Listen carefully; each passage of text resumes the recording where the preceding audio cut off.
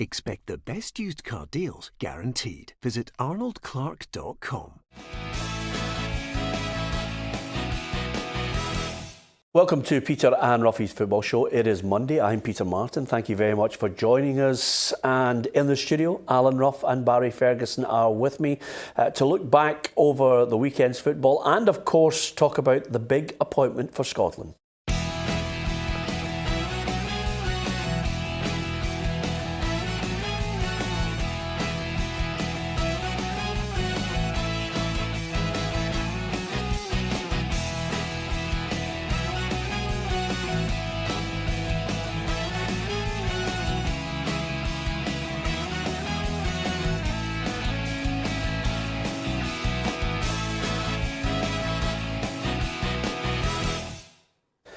Yes, lots to get through, but the big news, the SFA have confirmed that Steve Clarke is the new Scotland manager. Ruffy, is it a good appointment? And if so, why? Yeah, I think it is. I think we had two candidates, both of them would have been very good. But I think Steve Clarke has got a wee bit more experience than Derek. Obviously been down in England and working under some wonderful coaches through his career, and he's taken that on to Kilmarnock. We saw what he's done with Kilmarnock, which is absolutely remarkable. And he's identified players to come up and fit their style of play. I think he's a manager who will get respect from the players that are in there. I still think we've got a hard task.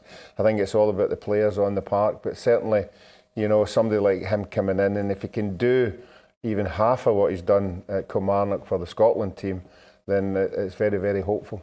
Yep, this is what he had to say. Obviously, it was an emotional day, saying farewell to the Kelly fans. It is an honour to be appointed Scotland national head coach, and I will undertake those responsibilities with pride and commitment.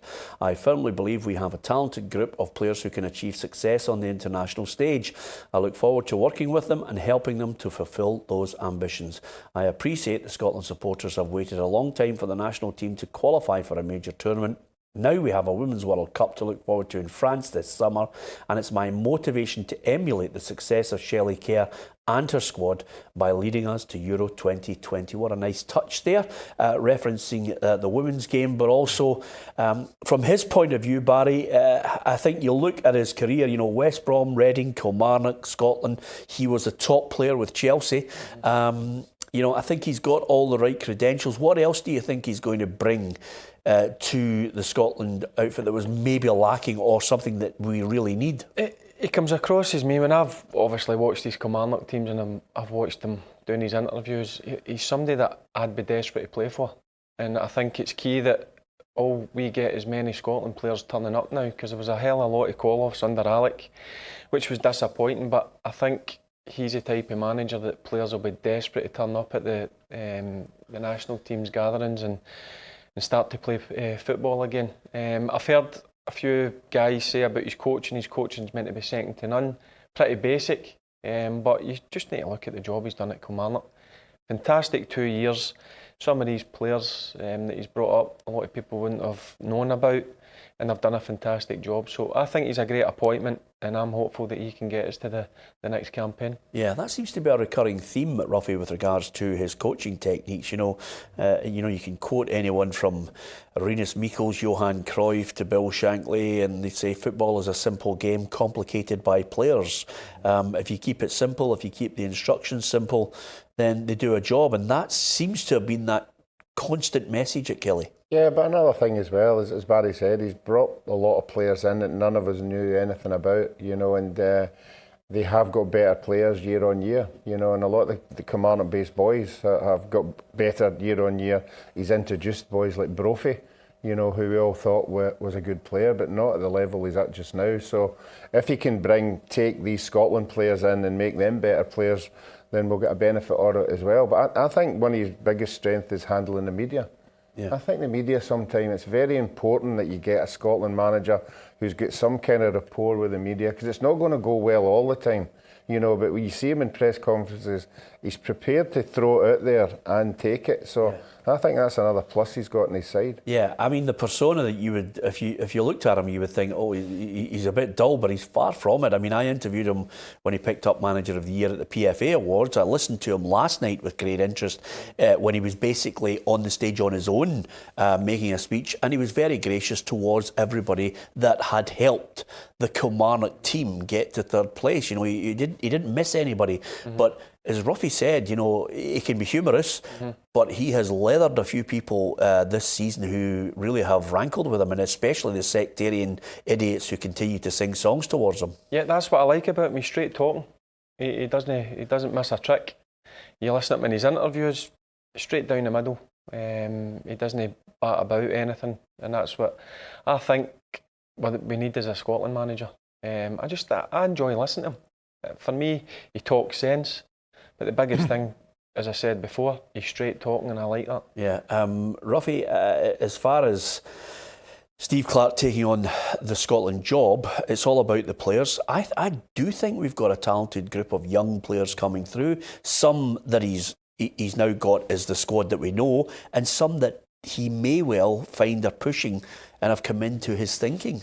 Yeah, I do think we've got a lot of young good players, but I still think we're maybe a year of seeing the best of them. But if he can make that gap in time get shorter, the better. I still think Russia and Belgium will be too good for us. So I can think if he can get us ready for these playoffs that are coming in next year, give the players the confidence that they need, then I feel confident in that. Yeah, and the good thing for him, Ruffy, is he doesn't need to live in Scotland anymore. He can go back down south to London, he can be with his family, and he can be the Scotland manager, and he won't have to get to the point where anything's going to upset him on a weekly basis now. He'll be able to, jump in and out of grounds. He will obviously... He will obviously, Barry, have to go and sit in the Ibrox stand and watch the potential Rangers players who are going to play for Scotland. Yeah, but listen, I think that'll all be forgot about. He's a Scotland manager now, and he'll need to go and pick the best players made available to him. Yeah. Do you think the fans will be behind him? Do you think this is one of those ones where the fans 100%. Will be thinking yes? I'm definitely 100% behind that. As I said, there was only two guys, Derek or Stevie Clarke. And Stevie Clarke, for me, has done wonderful things at Kilmarnock the last 2 years, and I think the fans will be right behind him. Yeah, his departure from Kilmarnock leaves a vacancy, and again, there'll be a massive stampede. I think, Ruffy, Billy Bowie has raised the bar. I think the Kilmarnock fans who have been there, they've certainly engaged with him. They certainly love the fact he's almost brought that kind of, a sense of, don't worry what other people are doing. Concentrate on Kilmarnock, what we can do. There's a pride in the jersey again. I wonder who can actually fill his boots. I think it'll be another surprise appointment. I think they went out of their way to get Stevie. We all knew what Stevie had done, but they took a chance on him. And I think they'll go down that line again. I think they'll probably go down and probably identify maybe somebody in England. I know there'll be lots of candidates, as there always is at any club. Yeah. But I think they'll go out of the box and try and identify somebody with the same kind of credentials as Stevie Clarke. And the other thing about it as well, though, Barry, is Billy Bowie's got money.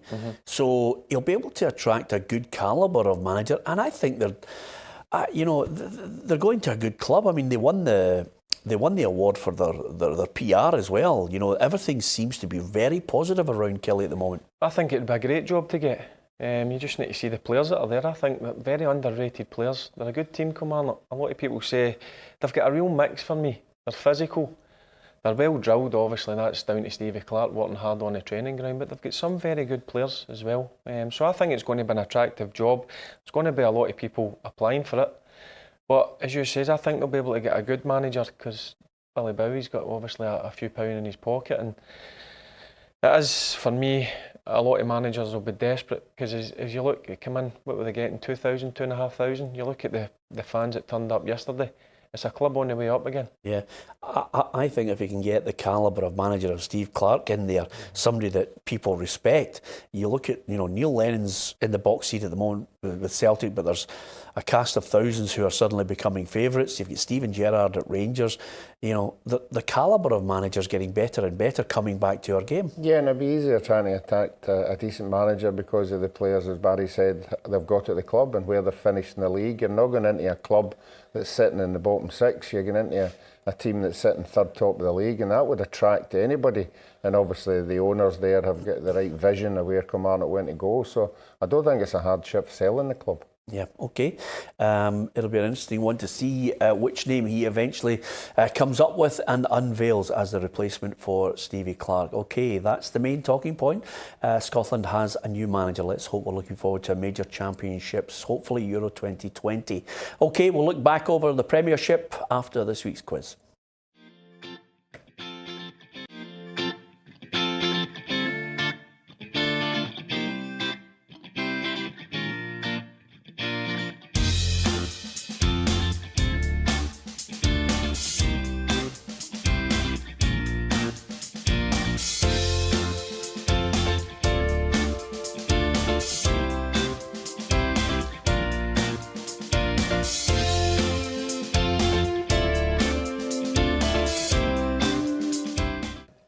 I think we might have a tough question this week in the quiz, because I certainly would have to really go and think about that one there, and the look on Ruffy's face is a classic Glasgow word that springs to mind, glaikit. So we'll see how it all transpires over the course of the week. As far as the weekend was concerned, there was the bottom six on the Saturday, and on the Sunday it was the top six. Here's Gabriel Antoniazzi looking back for us. Hamilton Academical survived for another year with a huge win when it matters, a deserved 2-0 victory over St Johnstone. Brian Rice's men will go again next season. The game might have meant little, but you couldn't tell as Motherwell beat Livingston 3-2 in a match of two halves, including 3 penalties. The Steelmen earned their highest points tally for 5 years with the win. St Mirren will face Dundee United in the playoff final despite an impressive 3-2 win away to the other Dundee side, who are already down. The victory and belief of the fans should give the players a boost before the tie. Celtic celebrated their 8th title win in a row with a 2-1 victory over Hearts. Johnston with an impressive double, but 16-year-old Karamoko Dembele will steal the headlines with his debut. Aberdeen beat Hibs 2-1 at Easter Road, but will have to hope Celtic win the Scottish Cup if they want to play in Europe next season. They finished 4th behind Killie on goal difference. And that means Kilmarnock must have also beaten Rangers, which they did, thanks to a late contentious penalty from Brophy. Killie's highest finish since 1966 is the perfect send-off for Steve Clarke, who looks destined for Hampden. Yeah, great crowd out there for Kilmarnock to seal third place in, of course, European football. What about Rangers, Barry? 30 goals for Morelos. I think it was perhaps fitting that he finished the season off, the first man since Chris Boyd to do that for Rangers. Yeah, it's good for him. I think he would have been frustrated because he's been out of the team. But that's down to Jermaine Defoe being in very good form. But yeah, great to get to 30 goals. Good season. Whether he's going to be there next year or no, we don't know. Yeah. But listen, 30 goals. The only thing you could label against him was obviously sending offs. But overall, good season for him. Do you think he'll go? Yeah, it looks that way to me. If Rangers get a decent offer in, they've got to seriously consider it, whether it's round about the £8 million mark. But I'd seen that Stephen Gerrard had mentioned that there's only ever been one offer in for him. It's not what a lot of people think, but that offer's got to come in, and then Rangers need to sit down and obviously discuss that. But if you're asking me, I don't think he will be. Yeah, you don't think he'll be at Rangers next season? No, I think if an offer comes in, I think Rangers will take it. Okay. Stephen Gerrard hinted that Greg Stewart could be one of the men joining the Ibrox club. Greg Stewart, I can't quite work it out. At Killie, great. Aberdeen, I just think he lost his way again. He's not the player that I think he's got so much to offer. No, he's another player, and Barry keeps saying, Rangers have 4 players who are first-team players week in, week out. I don't see him as a regular in the Rangers team. I think he will come in whenever needed in an attacking side like Rangers and do okay, but do I see him as a replacement for Morelos or somebody even up there who's going to play that many games? No, I don't. But maybe it might be one of these guys who comes into a big team and just, produces something that he hasn't shown elsewhere. Yeah, okay. Celtic received the Premiership trophy, the 8th consecutive title. Scott Brown, a happy man. Celtic with a much changed side, and so did Hearts put out a different side for this final Premiership fixture. And I think lots of Celtic fans, as well as celebrating the trophy lift, were well happy to see a 16-year-old Karamoko Dembele. He has been, really burning it up in the youth sides, and suddenly he comes on. He looks as if he was a competition winner, Barry. Honestly, he's so small. He's just a young boy. I don't think he's 16. I think he's about 14 or 15. He doesn't look 16 at all. It's incredible. I'll tell you one thing about him. He was demanding that ball every time Celtic were on it. He was wanting it, and it's great to see that. Like a 16-year-old coming into that kind of atmosphere, and the game, it was a massive game in front of 60,000. But as you says, he has been written up in the youth team, in the under-20s or the reserve league, whatever you want to call it. But he is a fantastic talent, you can see. But he's only a young kid, 16-year-old. You need to give him a bit of time. But he certainly looks a star of the future. Yeah, the manager was well impressed with him. Just great to watch. And it's the type of player that you want at Celtic, gets a crowd off their feet, and his football intelligence. Everyone talks about his skill, but his football intelligence was very, very good today. So delighted for him.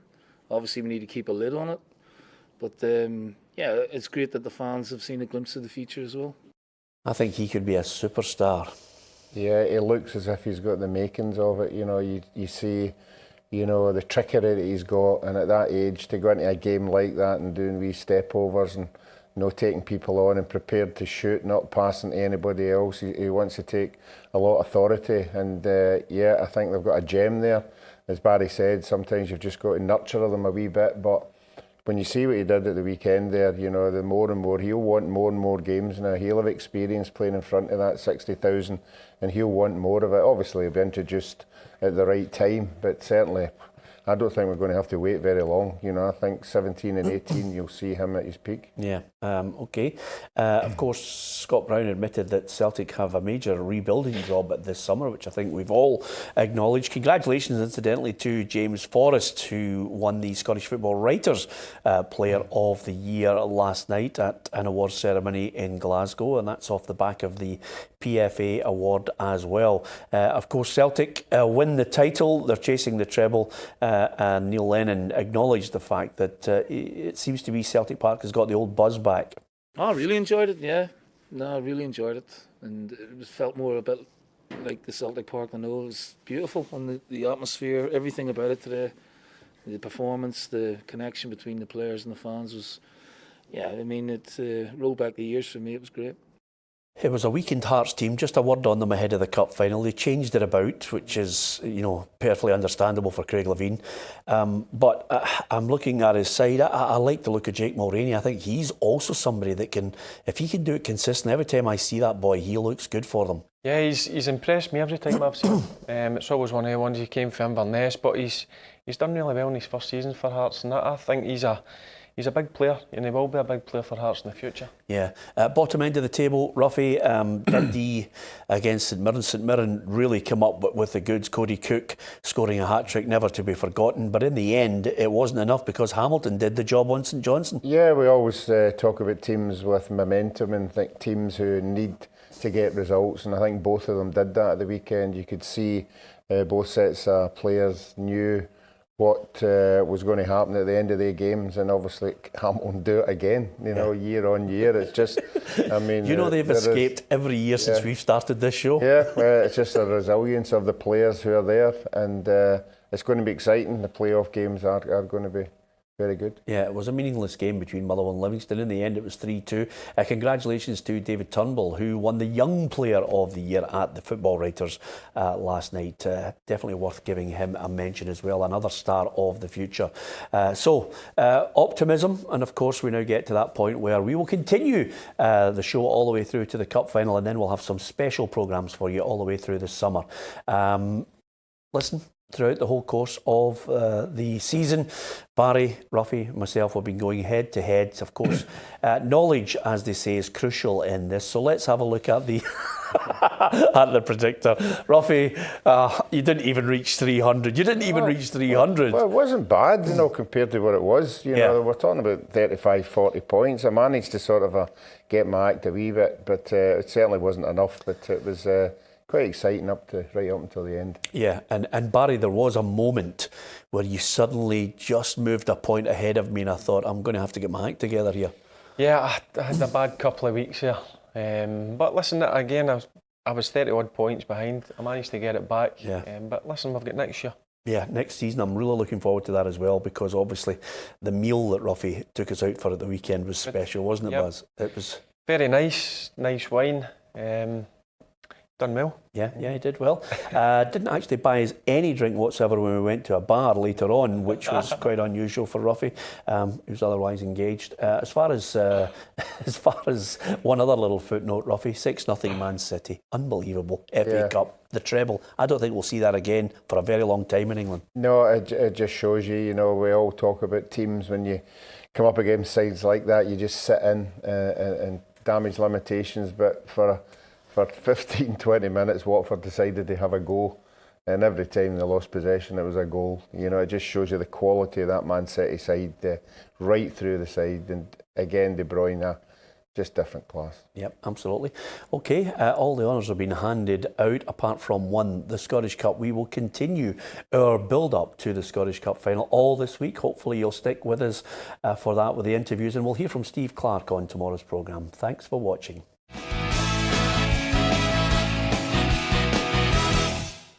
Expect the best used car deals guaranteed. Visit arnoldclarke.com.